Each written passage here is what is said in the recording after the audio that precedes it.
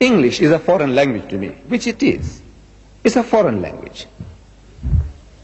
I acquired this, because they conquered my country, and I went to a British colony, so they taught me English, so I learned English. If the French had conquered my country, I would be speaking French.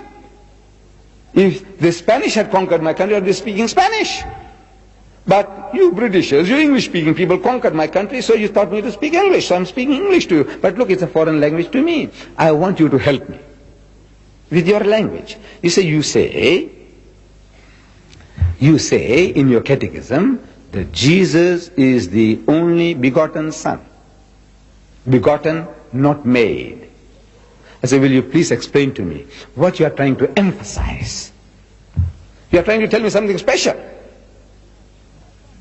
See, I can call any young man here my son, and I'm sure you won't mind, the child won't mind it, nor will the father and the mother mind it, calling your child my son. But if some person, not knowing our relationship, wants to know, is he really your son? So then I have to tell you, no, you see, this young man, I like this little child, he reminds me of my son at home, my grandchild at home, so I call him my son. And he loves me like a father, like a grandfather, like an old uncle, so he calls me uncle, or he calls me grandpa, whatever. That is a relationship. But instead, if I said, yes, he is my begotten son, you know what I'm saying? What I'm insinuating? Horrible. I'm insinuating that the child is illegitimate.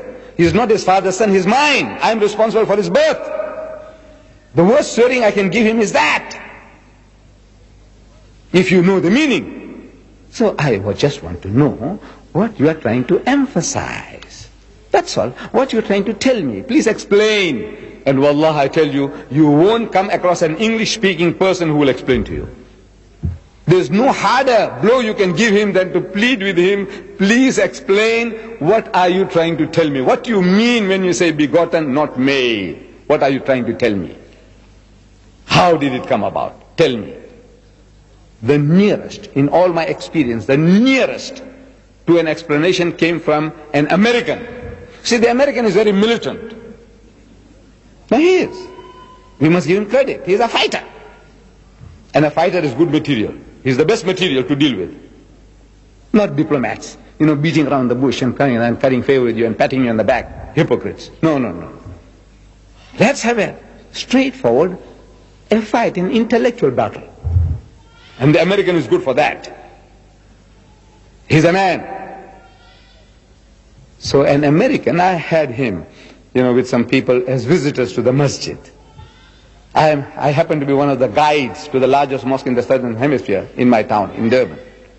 And while I was guiding him, this subject cropped up, and I asked him this question, because I was asking everybody, nobody answers it. I'm asking him, this American. I said, what do you mean? He says, when you say begotten, not made, will you please explain? He said, yes, it means sired by God. So what? He said, no, I don't mean that, but you asked me what it means, I'm telling you what it means.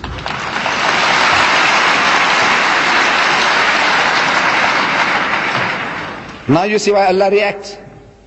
Now you see why He reacts. Sired is a term used in animal husbandry. You see, they keep pedigrees of horses, and they tell you the father of this horse and the mother was so-and-so, and the great-grandmother of this horse was so-and-so, and the great-grandfather was so-and-so, and on and on. Pedigrees of horses, pedigrees of cows, bulls, the pedigree, where they originate. Who was the great-grandfather of that bull? Where did it come from?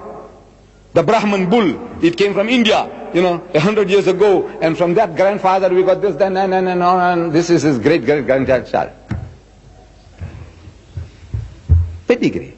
They use this term in animal husbandry.